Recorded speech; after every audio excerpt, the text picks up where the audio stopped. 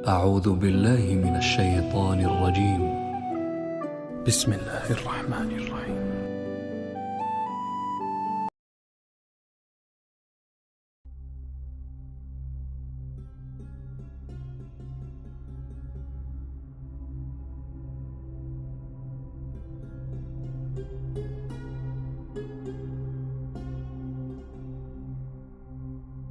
پانچ نمازیں. دوسرا تحفہ دیا گیا سورۃ البقرہ کی آخری 2 آیات کہ آپ کا جو کوئی امتی شرک نہیں کرے گا نا میں اسے معاف کر دوں گا. شرک is the most sensitive issue in the sight of Allah. اللہ اکبر. کہ کتابوں کا خدا اور ہے بابوں کا خدا. سلامتی ہے، سلامتی ان آنکھوں پہ جو ہدایت پہ نظریں جمائے بیٹھی ہیں، ان کانوں پہ جو ذکر خیر کے منتظر رہتے ہیں، اور ان قدموں پہ جو ہدایت کی راہ پہ گامزن ہیں. السلام علیکم ورحمۃ اللہ وبرکاتہ.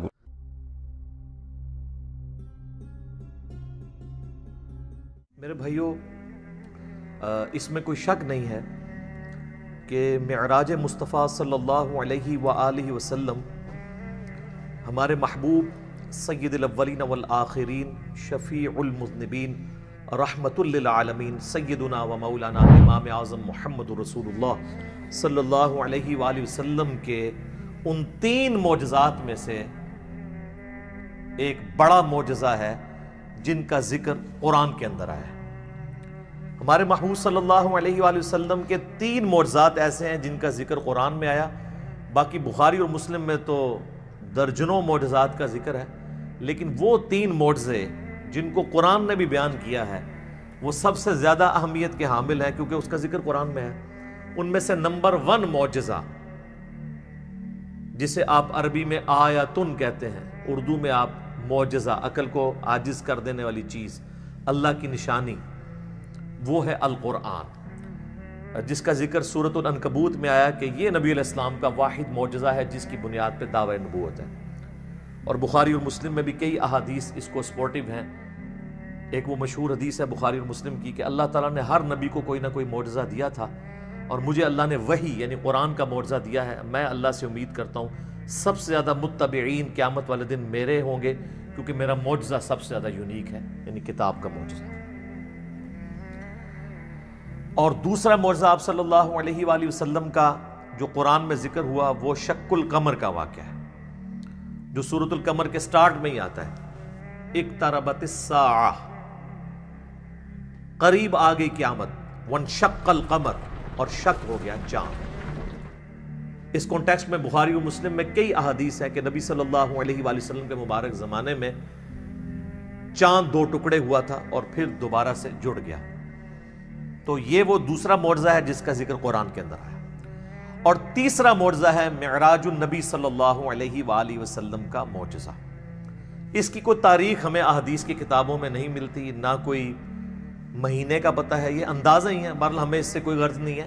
اگر کوئی سمجھتا ہے کہ معراج کا مہینہ ہے اور 27ویں رات ہے اور اس اعتبار سے اس مہینے کے اندر اس واقعے کو یاد کیا جاتا ہے، تو اس میں کوئی ایسا مسئلہ نہیں ہے، بشرطے کہ اس میں قرآن و سنت سے جو چیزیں ثابت ہیں وہ بیان کی جائیں، قصے کہانیاں بیان نہ کی جائیں جو اکثر قصے اور کہانیاں بیان کی جاتی ہیں. تو یہ 3 معجزات ہیں جن کا ذکر اللہ تعالیٰ نے قرآن میں فرمایا ہے. اس میں ٹاپ آف دا لسٹ قرآن، اس کے بعد شق القمر والا یعنی چاند کے 2 ٹکڑے ہونے والا معجزہ، اور تیسرا معجزہ آپ صلی اللہ علیہ وآلہ وسلم کی معراج. اور یہ بھی یاد رکھیں یہ جو معراج ہم عموماً بولتے ہیں یہ بھی غلط العام ہے. اصل میں اس معجزے کا نام ہے الاسراء والمعراج. نبی صلی اللہ علیہ وآلہ وسلم کا رات کا زمینی سفر الاسراء اور المعراج، اور پھر آسمانی سفر. اور یہ دونوں سفر قرآن کے اندر موجود ہیں. جو زمینی سفر ہے الاسراء، وہ پارہ نمبر 15 ہمارا سٹارٹ اسی سے ہوتا ہے. سورہ بنی اسرائیل جو سورت نمبر 17 ہے اس کے آغاز میں ہی آتا ہے. اعوذ باللہ من الشیطان الرجیم، بسم اللہ الرحمن الرحیم. سبحان الذی اسری بعبدہ لیلا من المسجد الحرام الی المسجد الاقصی. پاک ہے وہ ذات جو اپنے بندے کو لے گئی راتوں رات مسجد حرام سے مسجد اقصی، ایک دور کی مسجد تک، جس کے ارد گرد برکتیں رکھی ہیں تاکہ ہم اپنے اس بندے خاص کو اپنی قدرت کی نشانیاں دکھائیں. الاسراء رات کا سفر، بیت اللہ سے لے کر مسجد ایلیا، یروشلم، بیت المقدس، یہ تینوں نام ایک ہی مسجد کے لیے، اور بعد میں وہاں پہ مسجد بھی بن گئی حضرت عمر کے دور میں، اس کا نام پھر مسجد اقصی رکھا گیا۔ قرآن جب نازل ہوا تھا وہاں اقصی لغت کے معنوں میں آیا تھا ایک دور کی مسجد، مسجد اقصی بعد میں بنائی گئی ہے، پہلے وہ بیت المقدس یا ایلیا یا یروشلم کہلاتا تھا۔ تو یہ ہے الاسراء، اور پھر وہاں سے آپ صلی اللہ علیہ وآلہ وسلم کو ایک براق پہ سوار کر کے آسمانوں کا سفر کروایا گیا 7ویں آسمان تک، اور پھر سدرۃ المنتہا، اس کا نام ہی ہے سدرۃ المنتہا، جہاں پہ مخلوق کی انتہا ہو جاتی ہے وہاں تک، اسے ہم کہتے ہیں المعراج، یعنی اونچائی کا سفر آپ صلی اللہ علیہ وآلہ وسلم کا۔ اور اس کا ذکر جو ہے وہ سورۃ النجم، سورت نمبر 53 میں آیا ہے، جس میں وہ مشہور آیت بھی آتی ہے فَكَانَ قَابَ قَوْسَيْنِ أَوْ أَدْنَىٰ، جس کے اوپر انشاءاللہ میں ڈسکشن بھی کر دوں گا۔ یہ یاد رکھیے گا میرے بھائیو، الاسراء والمعراج یہ پیورلی آپ صلی اللہ علیہ وآلہ وسلم کا جسمانی پلس روحانی سفر ہے، یہ کوئی خواب کا واقعہ نہیں ہے، کوئی روحانی ایکسپیرینس نہیں ہے۔ اگر یہ خواب کا واقعہ ہوتا تو کفار مکہ کو بھی ماننے میں آر نہ ہوتی، خواب میں تو بہت کچھ انسان دیکھ لیتا ہے، تو یہ جسمانی پلس روحانی ایکسپیرینس ہے۔ اور اس کے ساتھ یہ بھی یاد رکھنا ہے کہ اس کا موڈ برزخی ہے، یعنی اس کو اس دن کوئی دیکھ کے آبزرو نہیں کر سکتا تھا، الا یہ کہ اللہ نے کوئی ایک خاص منظر کسی کو دکھا دیا، وہ الگ بات۔ ورنہ یروشلم میں آلموسٹ 1 لاکھ کے قریب انبیاء جمع ہوئے، صحیح مسلم میں آتا ہے، یہاں تک کہ آپ صلی اللہ علیہ وآلہ وسلم نے فرمایا کہ مجھے جبرائیل علیہ السلام نے تمام نبیوں کا امام بھی وہاں پر بنایا۔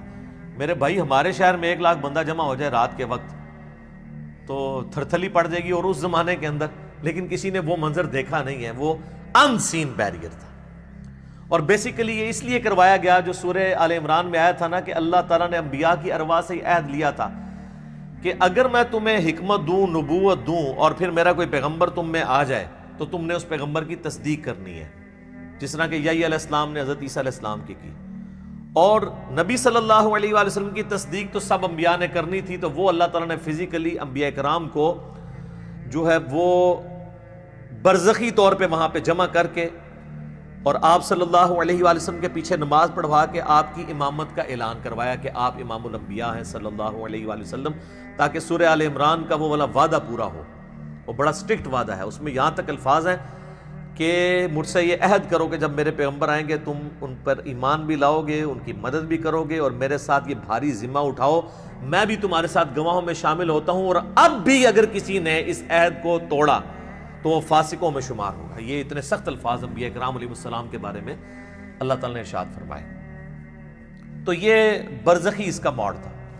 اب اگر کسی کو شوق ہے کہ جی میں یہ سارا واقعہ ایک ایک احادیث کے انٹرنیشنل نمبرز کے ساتھ دیکھنا چاہتا ہوں، خود سننا چاہتا ہوں، پڑھنا چاہتا ہوں، تو سننے کی حد تک تو ہم نے الحمدللہ اکتوبر 2015 میں، یہ آج مارچ 2020 چل رہی ہے، اکتوبر 2015 میں آلموسٹ سمجھ لیں 4.5 سال پہلے ڈیٹیل 3 لیکچر، مسئلہ نمبر 126 ABC، 3 نشستوں میں آلموسٹ 4.5 گھنٹے کی گفتگو ویڈیو میں ریکارڈ کروا دی ہے، ایک ایک حدیث کا میں نے انٹرنیشنل نمبر بھی بتایا، تو وہ آپ دیکھیں، ہم اس ویڈیو کے نیچے بھی اس کے ڈسکرپشن میں لنک لگا دیں گے۔ اور اس سے بھی بہتر یہ ہے کہ مرنے سے پہلے اے مسلمان کر لے اس پہ غور، کتابوں کا خدا اور ہے، بابوں کا خدا اور، کتابوں کا دین اور ہے، بابوں کا دین اور، کتابوں کی معراج اور ہے، بابوں کی معراج اور، کتابیں خود کھول کے پڑھیں۔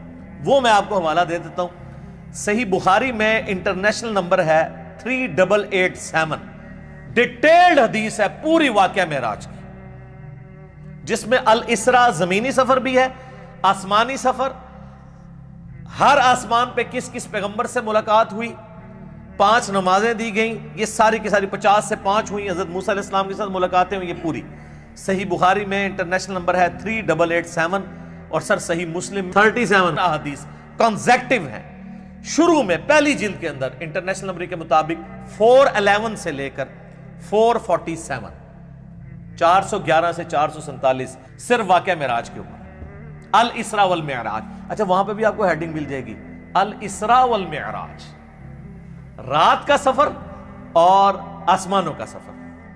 اور مشکات میں اگر آپ نے پڑھنا ہے تو تیسری جلد میں آپ کو 5862 سے 5867 تک مسلسل 6 احادیث اس حوالے سے مل جائیں گی جو واقعہ معراج سے ریلیٹڈ ہے، لیکن ظاہر ہے کہ کچھ سکپ بھی ہوئی ہیں، تو وہ آپ صحیح مسلم کا وہ چیپٹر پڑھ لیں 411 سے 447 تک.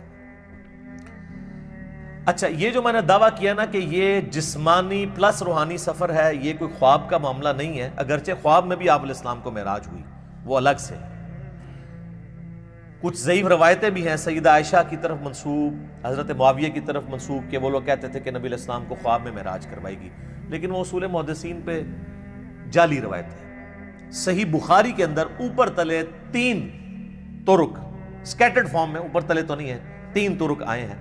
انٹرنیشنل نمبر کے مطابق 6613 4716 3888، جس میں ابن عباس کا قول ہے، سورہ بنی اسرائیل کی آیت نمبر 60 میں آتا ہے نا کہ ہم نے نبی صلی اللہ علیہ وآلہ وسلم کو جو منظر دکھایا تھا. اب وہاں پہ جو رؤیا کا لفظ استعمال ہوا ہے نا، وہ کہتے ہیں خواب کے لیے استعمال ہوتا ہے، حالانکہ عربی میں رؤیا آنکھوں سے دیکھنے والے منظر کے لیے بھی یہ لفظ استعمال ہوتا ہے.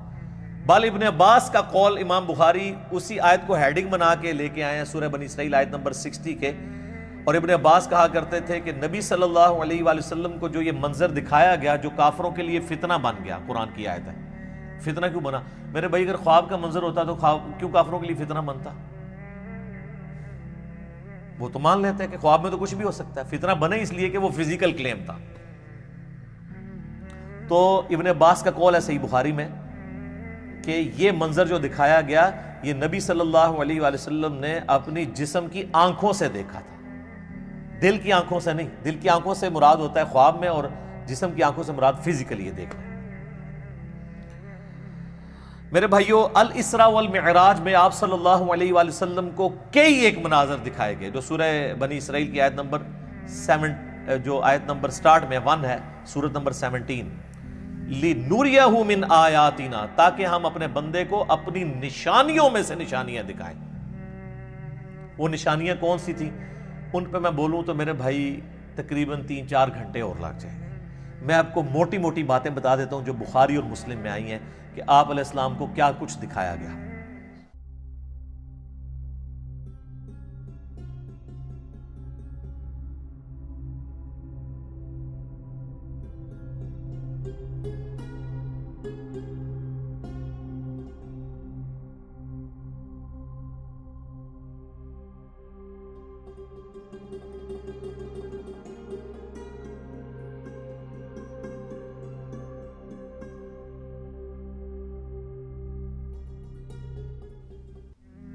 نمبر 1 سٹارٹ ہوا شق الصدر سے، آپ علیہ السلام کا سینہ چاک کیا گیا، بخاری مسلم میں آتا ہے، اور جنت سے سونے کا تشت لا کے آب زمزم کا پانی ڈال کے جبرائیل علیہ السلام نے نبی علیہ السلام کا دل جو ہے وہ دھویا. نمبر 2 آپ صلی اللہ علیہ وآلہ وسلم کو، چونکہ آپ مکے میں تھے، ابھی مدینہ آپ نے جانا تھا، راستے میں ایک شہر میں اتارا گیا اور جبرائیل نے کہا کہ یہ طیبہ ہے، مدینہ، جو آپ کا مسکن عنقریب بننے والا ہے ہجرت کے بعد.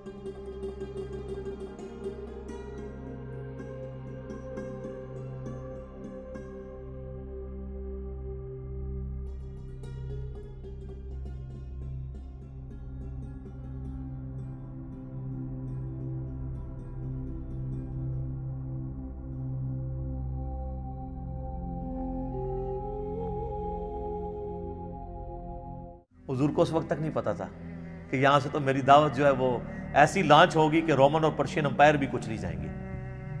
نمبر 3، پھر آپ کو کوہ طور پہ لے جایا گیا، انبیاء کے مقامات پہ۔ سب سے پہلے نبی علیہ السلام کا اپنا مسکن، اس کے بعد پھر طور سینا کے اوپر، اور کہا گیا کہ یہ وہ ہے جہاں پہ اللہ تعالیٰ نے حضرت موسیٰ علیہ السلام سے کلام کیا تھا۔ نمبر 4، بیت اللحم لے جایا گیا۔ بیت المقدس میں ایک جگہ ہے جہاں پہ حضرت عیسیٰ علیہ السلام کی ولادت ہوئی تھی، تو وہ جگہ بھی دکھائی گئی۔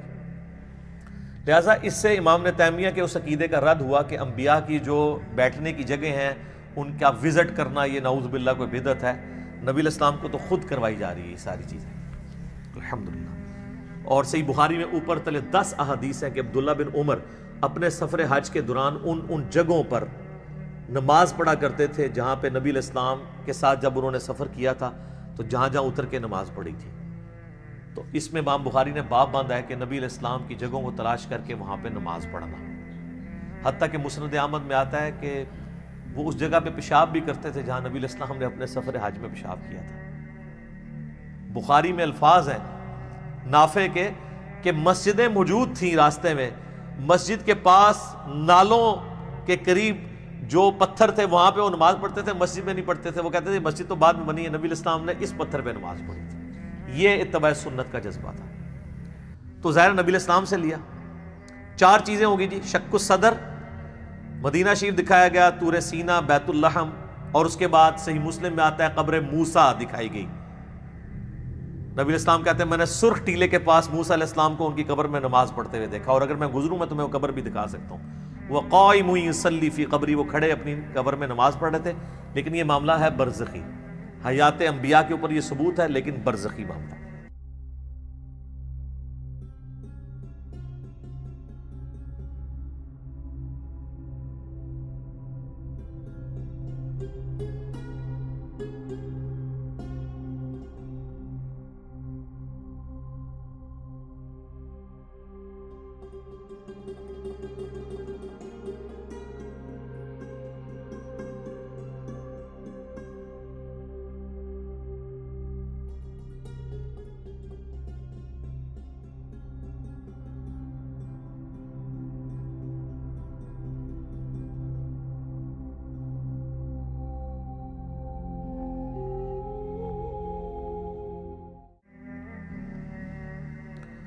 اس کے بعد آپ صلی اللہ علیہ وآلہ وسلم کو بیت المقدس میں انبیاء کی امامت کروائی گئی۔ 1 لاکھ کے قریب پیغمبروں کو جمع کیا گیا، اور جبرائیل علیہ السلام نے کہا کہ آپ ان کی امامت کروائیں۔ یہ صحیح مسلم میں آتا ہے۔ اچھا، پھر دجال دکھایا گیا، یہ بھی آتا ہے بخاری مسلم میں، دجال بھی دکھایا گیا۔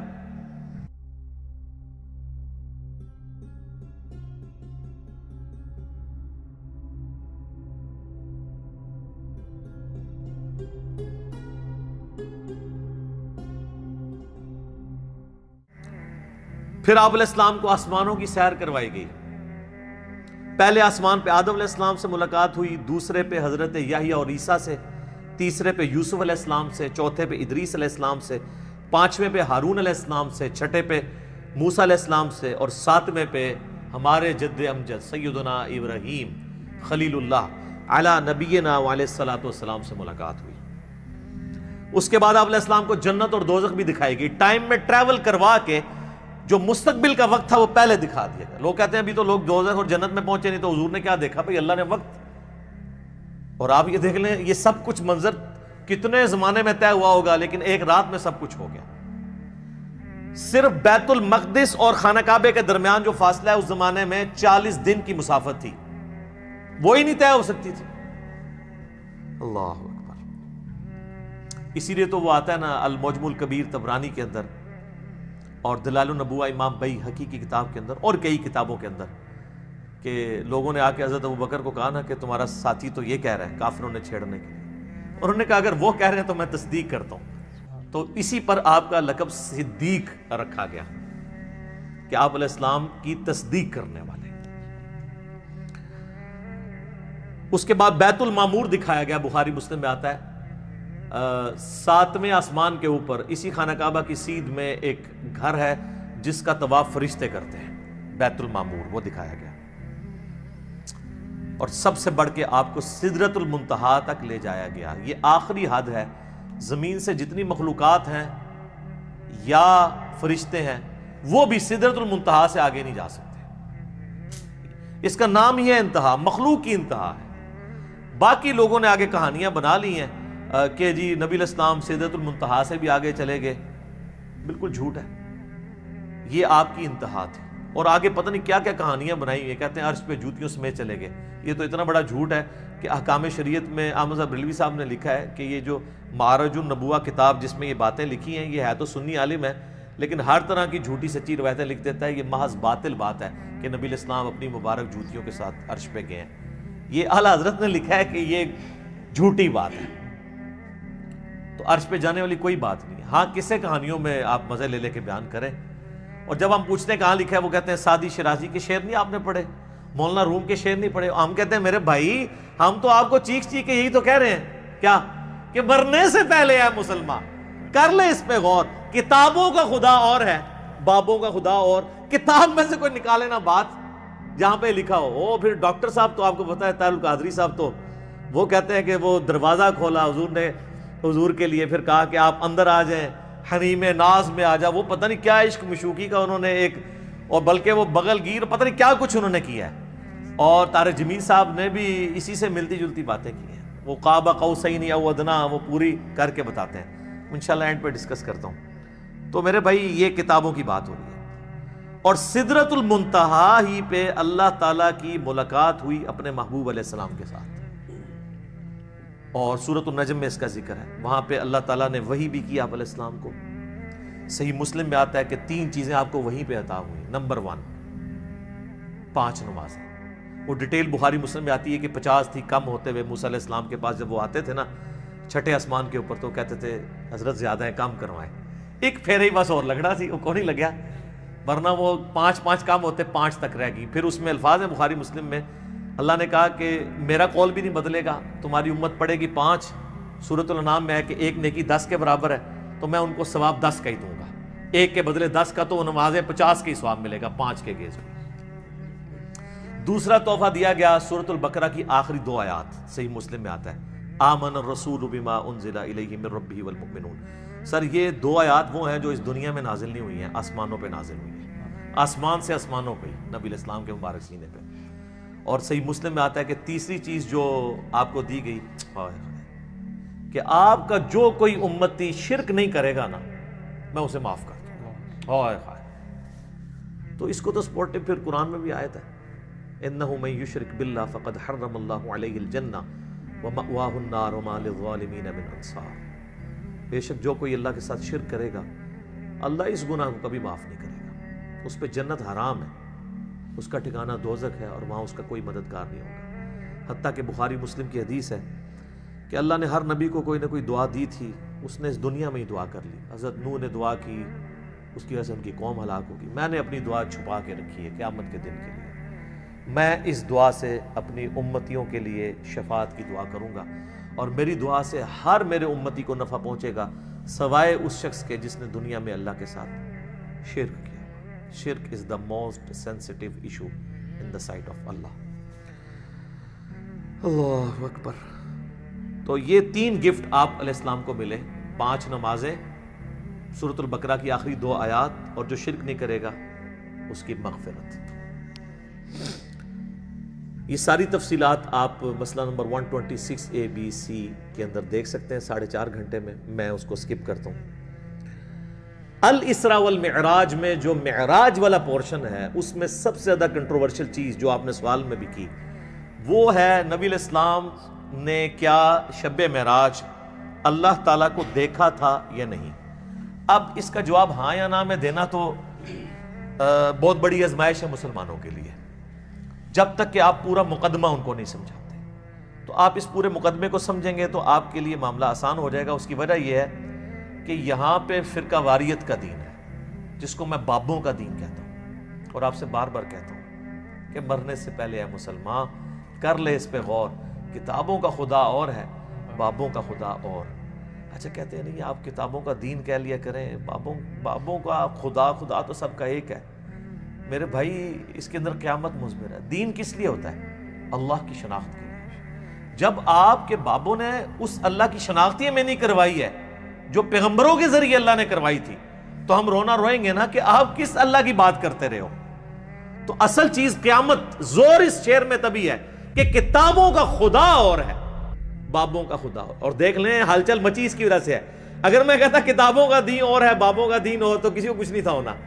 یہ اندر جو ہلچل مچتی ہے نا, وہ کہتے ہیں یار ہم پتہ نہیں کس خدا کو مان رہے ہیں, کتابوں والے خدا کو کسی اور کو نہ مان رہی ہوگی. تو یہ تو میں نے ڈیٹیکٹ کیا تھا قرآن سے, کتابوں کا خدا.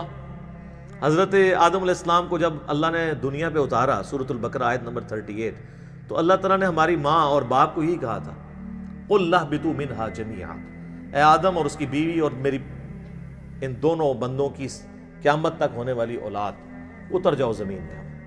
فَإِمَّا يَأْتِيَنَّكُم مِّنِّي هُدًى, یاد رکھنا جب کبھی بھی کوئی ہدایت کی کتاب تمہارے پاس آئے گی, انتظار کرنا کتابوں کا, بابوں کا نہیں, کتابوں کا جو پیغمبروں کے ذریعے ہیں.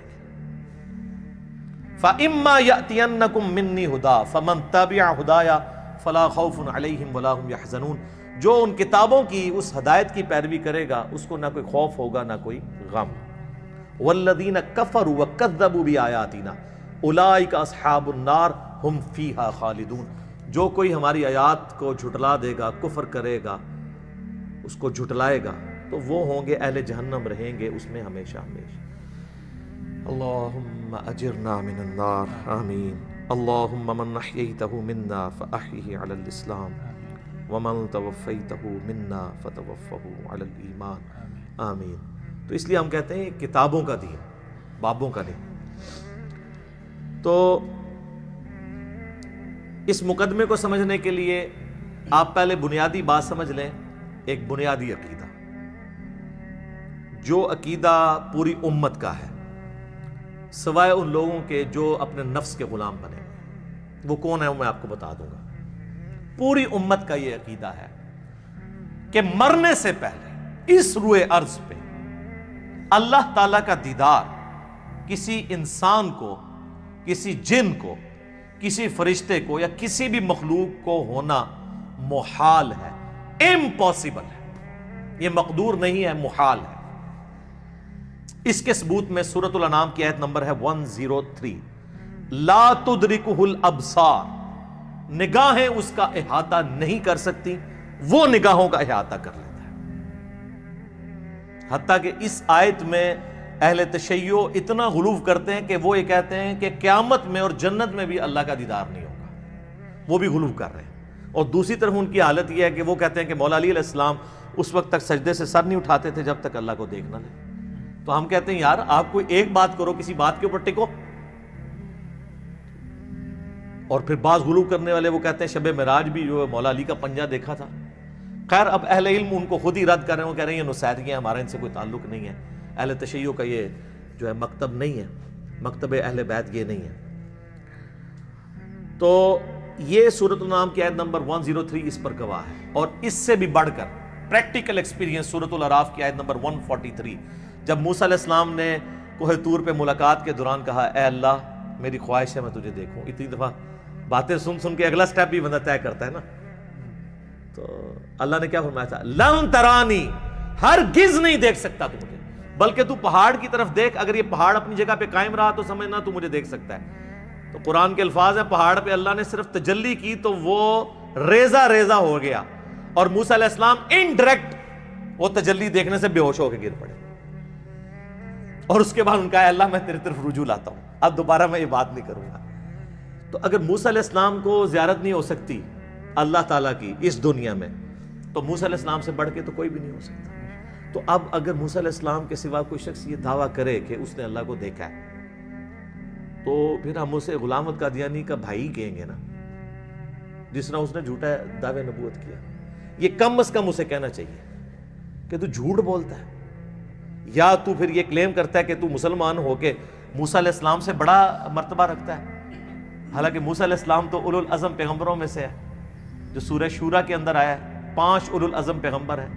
نمبر 1 ہمارے محبوب علیہ السلام, اس کے بعد حضرت ابراہیم علیہ السلام, پھر نوح علیہ السلام, موسیٰ علیہ السلام اور عیسیٰ علیہ السلام. تو تو اولو العزم پیغمبروں سے بھی آگے بڑھ گئے. تو پھر ہم یہی کہیں گے. سورۃ الحجر کی آیت نمبر 99 آخری آیت میں بھی آیا ہے وَاعْبُدْ رَبَّكَ حَتَّى يَأْتِيَكَ الْيَقِينُ, اپنے رب کی عبادت کرتے جاؤ یہاں تک کہ تمہیں یقین نصیب ہو جائے, تمہیں موت آ جائے. تمام نے اس یقین کا ترجمہ موت کیا ہے. مرنے سے پہلے یقین نہیں آ سکتا, کیونکہ یقین اس وقت آتا ہے جب آپ فزیکلی دیکھ لیں. تو یہی تو آپ کو انعام ہے. ان الذین یخشون ربهم بالغیب لہم مغفرۃ واجر کبیر, جو بغیر دیکھے اپنے رب سے ڈرتے ہیں ان کے لیے ہے مغفرت اور بہت بڑا اجر. اور صحیح مسلم میں انٹرنیشنل نمبر کے مطابق 7356 نمبر حدیث ہے دجال کے کانٹیکسٹ میں.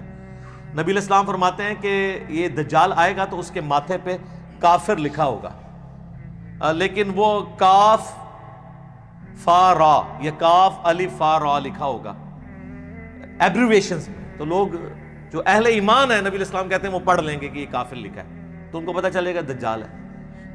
دوسرے لوگ نہیں پڑھ پائیں گے, چاہے مومنین میں بھی منافقین ہوئے, اور وہ ہو سکتا ہے کاف سے کشف پڑھ لیں, الف سے الہام پڑھ لیں, فا سے فیض پڑھ لیں, اور را سے روحانیت پڑھ لیں کہ جی یہ تو بہت بڑے بزرگ ہیں. اچھا, اس حدیث میں 7356 میں آتا ہے کہ نبی علیہ السلام نے فرمایا کہ وہ خدائی کا دعویٰ کرے گا دجال, یاد رکھو تم میں سے کوئی شخص اپنے رب عز و جل کو نہیں دیکھ سکتا یہاں تک کہ اسے موت آ جائے. یہ الفاظ ہیں. کیا مطلب؟ کہ مرنے سے پہلے کوئی اللہ کو نہیں دیکھ سکتا, مرنے کے بعد دیکھیں گے انشاءاللہ. تو مرنے سے پہلے آپ نہیں دیکھ سکتے. تو آپ بھی مرنے سے پہلے ہے مسلمان, کر لے اس پہ غور. کتابوں کا خدا اور ہے, بابوں کا خدا اور. اب آپ سوچ رہے ہوں کہ بابوں نے کیا کام ڈالا ہوا ہے, تو اے ہوں آگے جو کام کی پایا جی انہوں نے, اے دے تسی کتابوں نے خدا دی تعریف سن لی.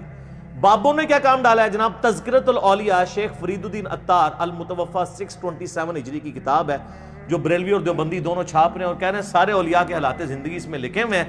ایسی کوئی کتاب نہیں. اس میں بایزید بستامی کی معراج لکھی ہوئی ہے, المتوفی 261 ہجری. ان کا امام ابو یزید بستامی اور میرا امام ابو الحسین مسلم بن حجاج القشیری المتوفی 261 ہجری.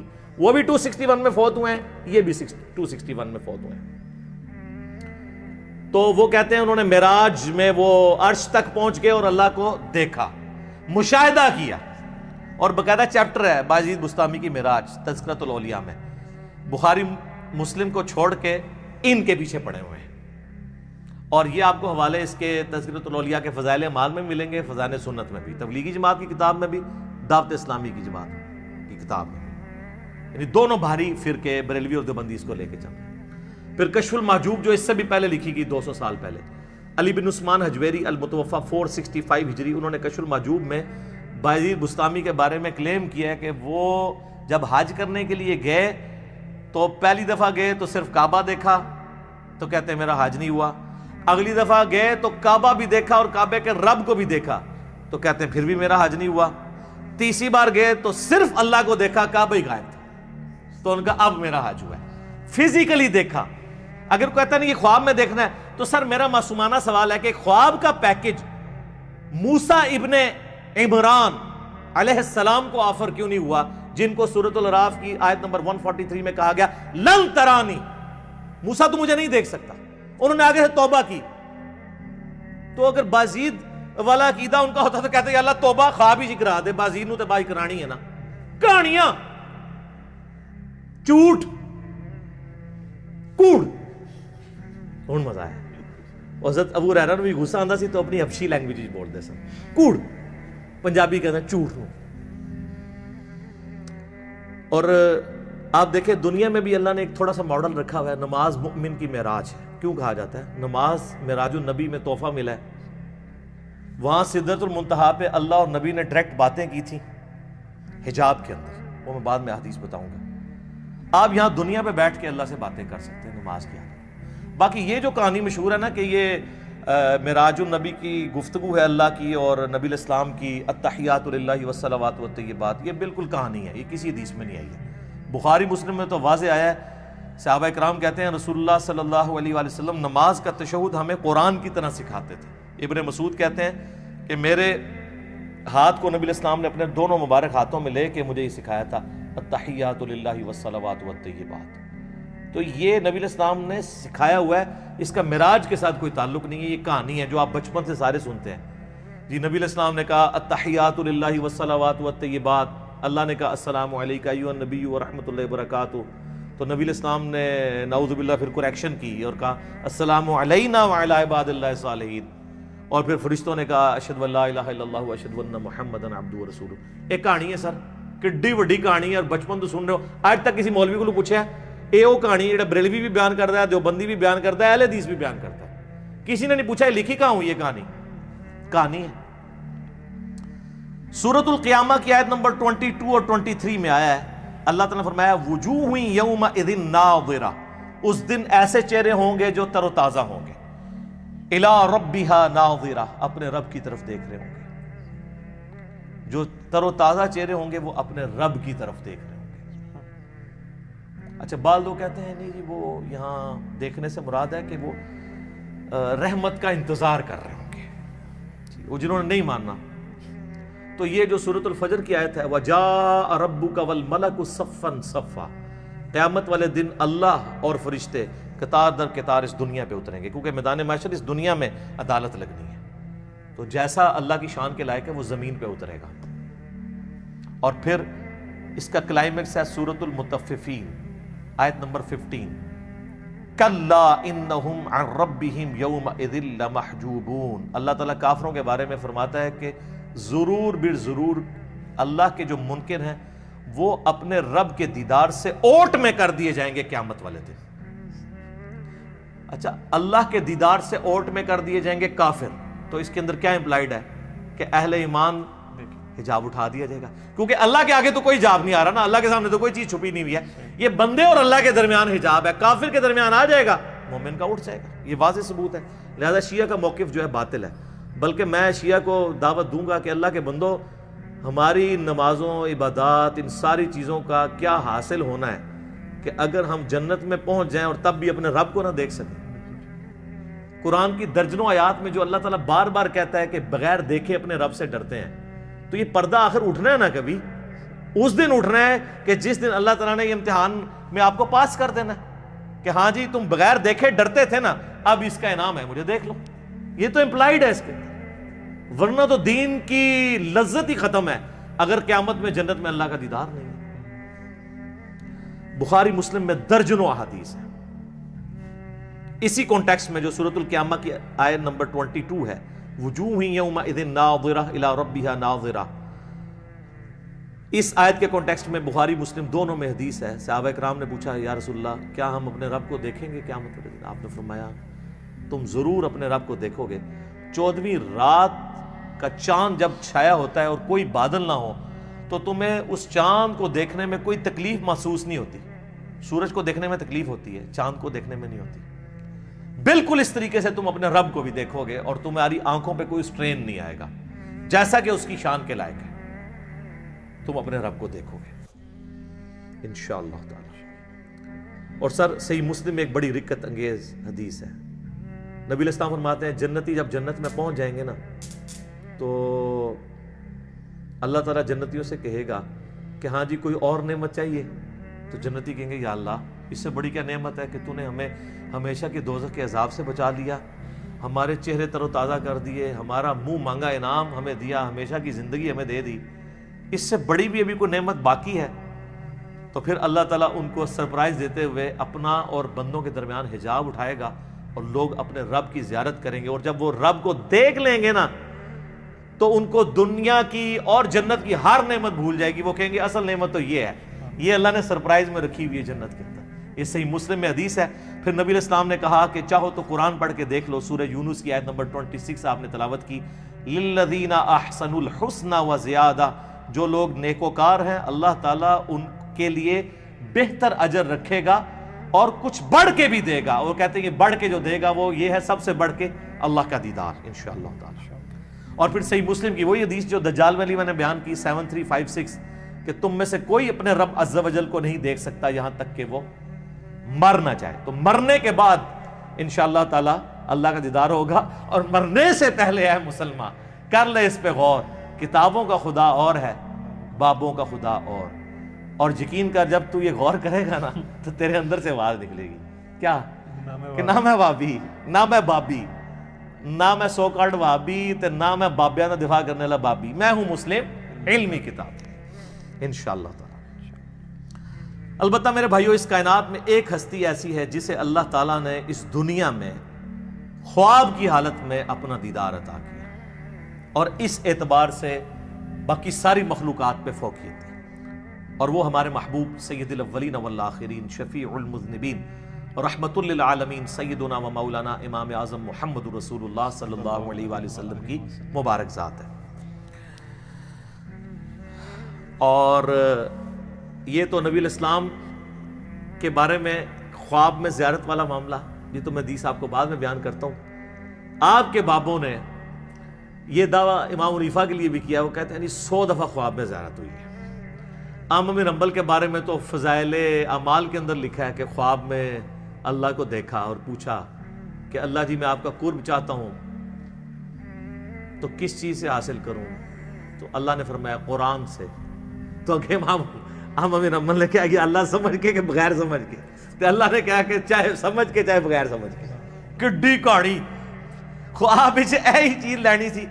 تو سر اس پہ میری 100 نمبر مجلس دیکھ لیں، کتابوں کا خدا اور ہے، بابوں کا خدا اور۔ میں آج اس کی انجینئرنگ نہیں کرتا، بل یہ فضائل اعمال کے اندر یہ لکھا ہوا ہے، اگر کوئی شخص اللہ ہی کو دیکھ لے تو اب کائنات میں کوئی غیب ایسا رہ گیا جو اس کے لیے اٹریکٹیو ہو، اس سے بڑی تو کوئی چیز نہیں۔ تو پھر قیامت والے دن نبی الاسلام کے لیے اللہ نے کیا انعام رکھا ہوا ہے؟ آپ کو تو دنیا میں مل گیا سب کچھ۔ ہمیں تو کہا گیا نا سورۃ الملک کی آیت نمبر 12 میں، ان الذین یخشون ربهم بالغیب لہم مغفرۃ و اجر کبیر، جو بن دیکھے اپنے رب سے ڈرتے ہیں ان کے لیے مغفرت اور بہت بڑا اجر ہے۔ اور آپ نے سن لیا کہ جنت میں اللہ کا دیدار، قیامت میں اللہ کا دیدار۔ تو نبی علیہ السلام نے اگر دنیا میں ہی اللہ کو دیکھ لیا تو نبی علیہ السلام کے لیے پھر کون سا انعام رہے گا؟ تو اس کے اندر امپلائیڈ ہے کہ نبی علیہ السلام کے لیے انعام یہ ہے کہ دنیا میں دیکھا ہے خواب کی حالت میں، فزیکل ہی نہیں دیکھا، دل کی آنکھوں سے دیکھا۔ فزیکل دیکھنا ابھی باقی ہے ان کا بھی، وہ حضور کے لیے ابھی بھی غیب کی چیز ہے، تو آپ علیہ السلام کے لیے بھی انعام باقی ہے۔ تو جو لوگ اس دنیا میں حضور کا فزیکل دیکھنا مانگتے ہیں یا شب معراج فزیکل دیکھنا مانگتے ہیں، تو ان کے لیے علمی چیلنج ہے کہ پھر بتاؤ کہ نبی علیہ السلام کے لیے قیامت اور جنت میں اور کون سا انعام ہوگا اس سے بڑھ کے، اگر آپ اپنا سب سے بڑا انعام پہلے ہی اویل کر چکے ہیں۔ اور یہ پوائنٹ جس شخصیت نے ہائی لائٹ کیا ہے، میں اس کا کریڈٹ اسی کو دیتا ہوں، مولانا اسحاق صاحب رحمہ اللہ تعالی، المتوفی 213 عیسوی مطابق 28 اگست 2013۔ انہوں نے یہ چیز ہائی لائٹ کی تھی، اور یہ میں نے نہ آج تک کسی کتاب میں پڑھی نہ کسی اسکالر سے سنی۔ اسکالر نے بیچارے نے کیا بیان کرنا ہے، یہ مولانا اسحاق کو کریڈٹ جاتا ہے کہ انہوں نے یہ ایسا علمی، آپ کہتے ہیں وہ جس طرح وہ تاش میں کہتے ہیں نا یکا پھینکنا، کہ بتاؤ کہ اگر حضور نے بھی اللہ تعالیٰ کو فزیکلی دیکھ لیا جو تمہارا کلیم ہے، تو حضور علیہ السلام کے لیے تو اب کوئی چیز نہیں رہے گی باقی۔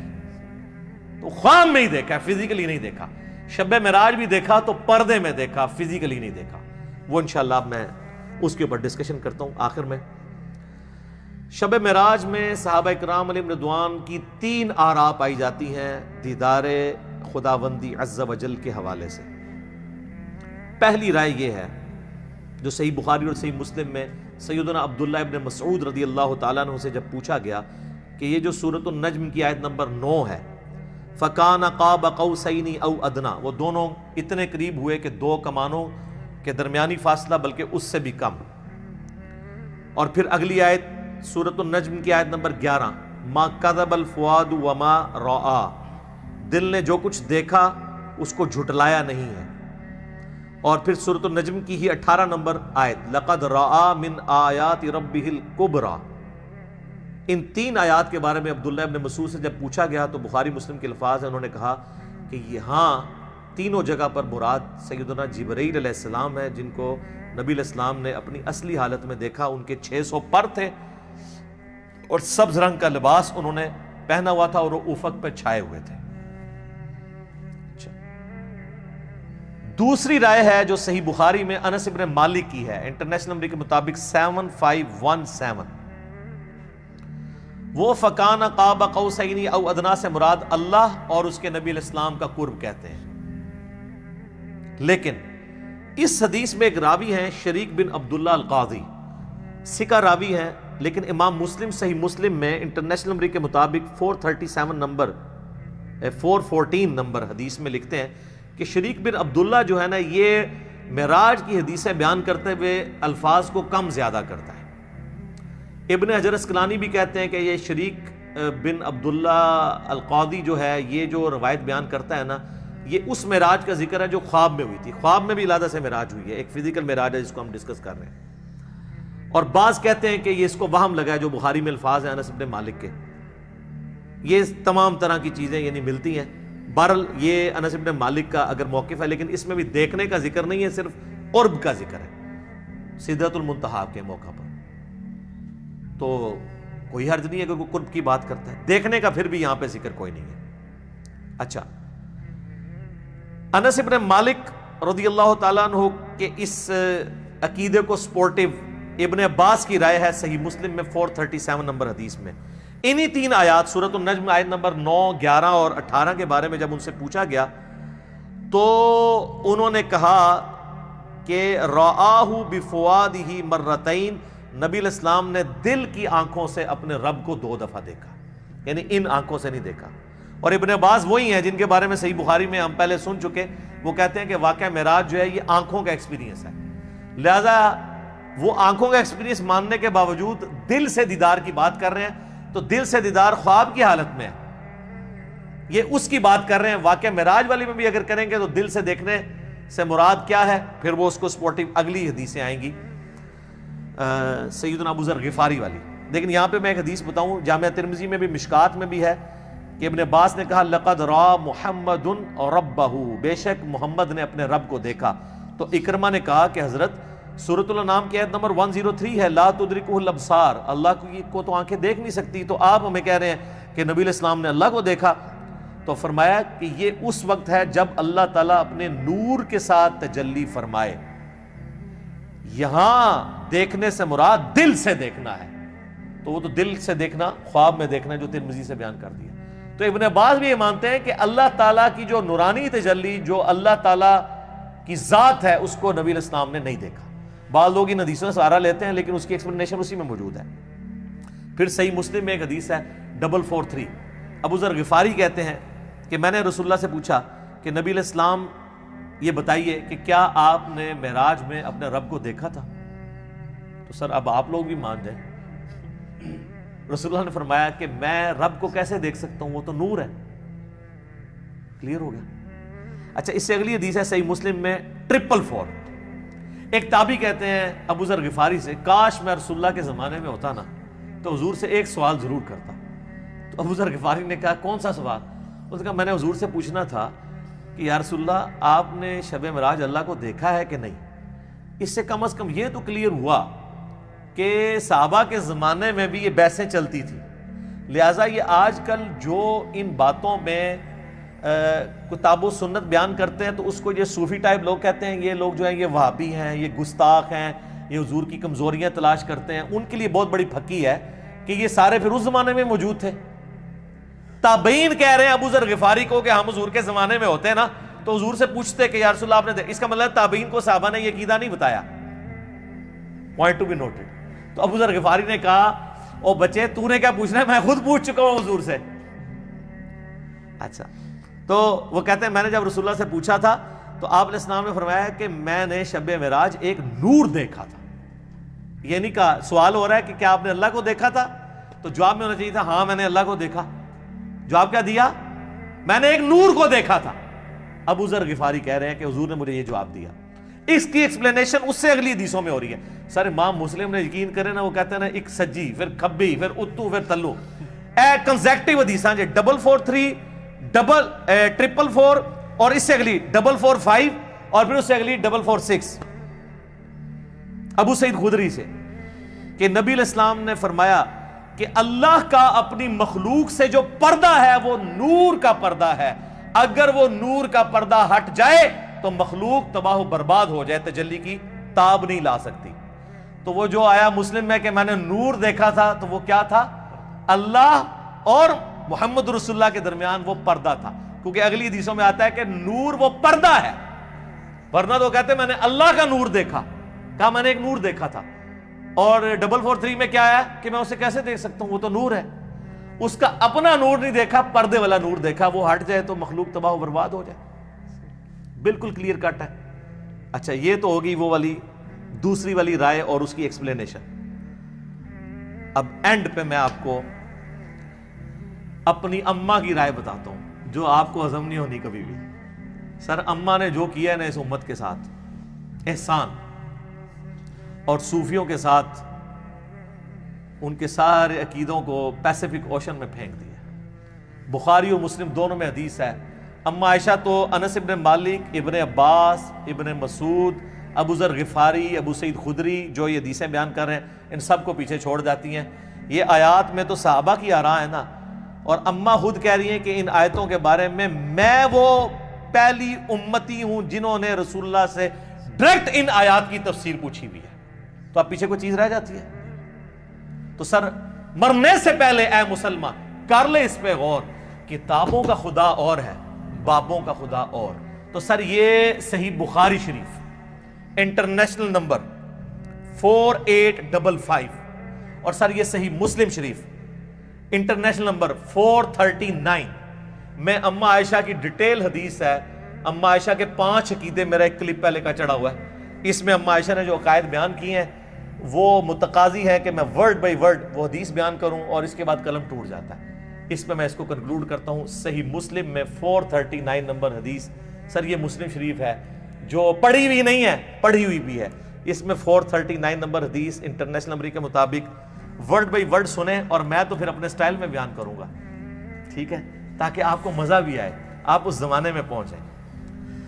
مسروق تابعی کہتے ہیں کہ میں تکیہ لگائے ہوئے سیدہ عائشہ کے پاس حجرے میں پردے میں بیٹھا ہوا تھا۔ اما عائشہ کی عادت تھی کہ وہ اندر ہوتی تھی تو باہر ایک مجلس لگی ہوئی ہوتی تھی، لوگ آگے سوال آپ سے کرتے تھے، ظاہر امت کی استاد ہیں۔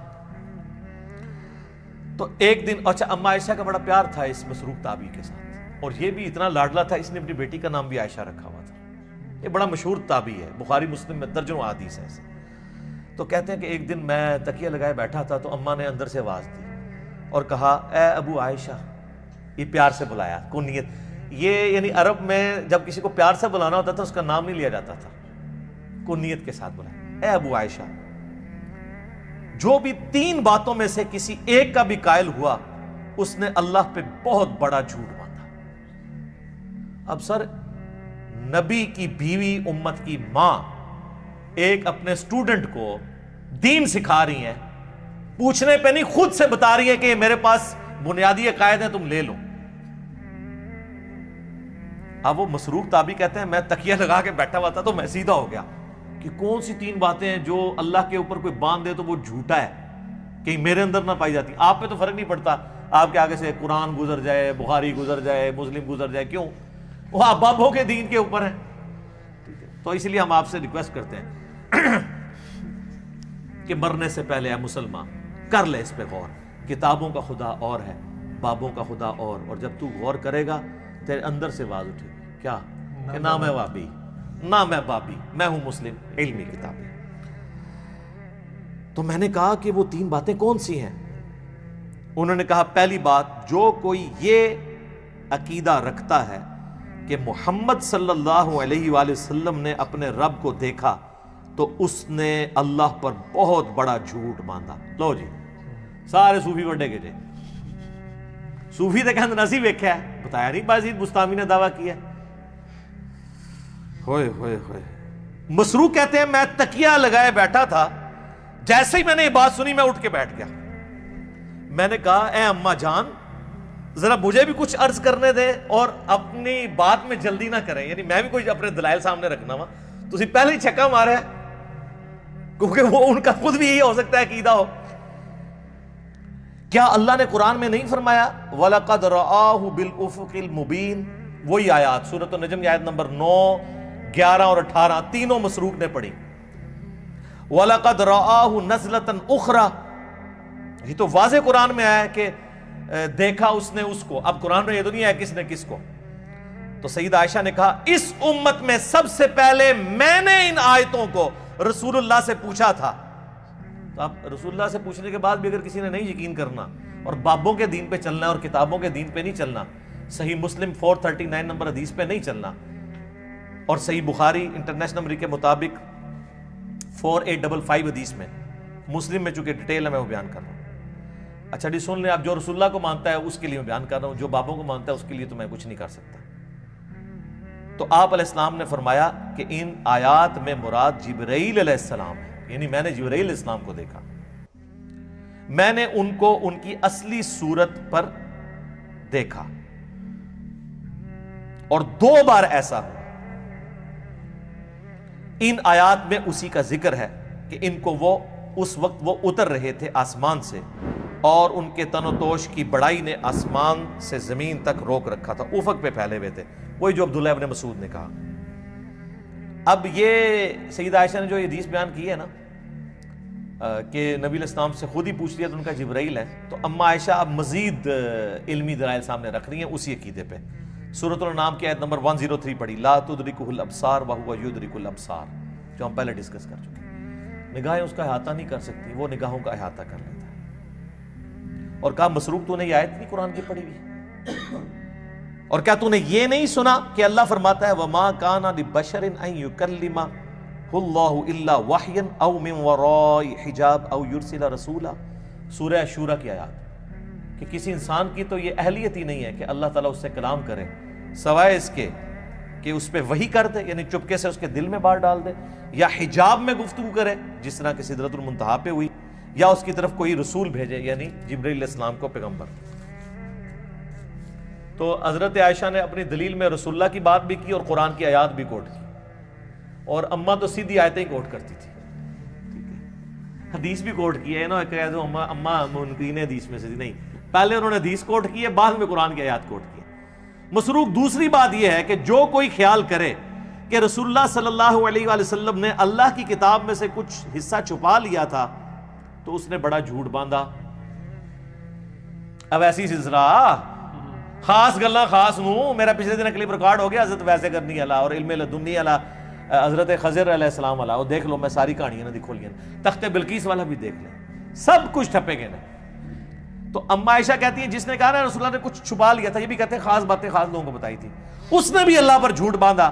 کیا تم نے قرآن میں اللہ کا فرمان نہیں سنا, یا ایھا الرسول بلغ ما انزل الیک من ربک وان لم تفعل فما بلغت رسالتہ. اے رسول اللہ جو آپ کی طرف نازل ہوا ہے اللہ کی طرف سے وہ اپنی امتیوں تک پہنچا دیں, اور اگر آپ نے نہ پہنچایا اس کو تو آپ نے رسالت کا حق نہیں ادا کیا. تو رسول اللہ نے سارا دین سب کو ٹرانسفر کیا. علم لدنی پہ میرا حضرت خضر علیہ السلام والا کلپ دیکھ لیں, میں نے پوری ان کی کہانیاں کھول کھول کے بیان کی ہیں بخاری مسلم سے, وہاں بھی آیت کوٹ کی تھی.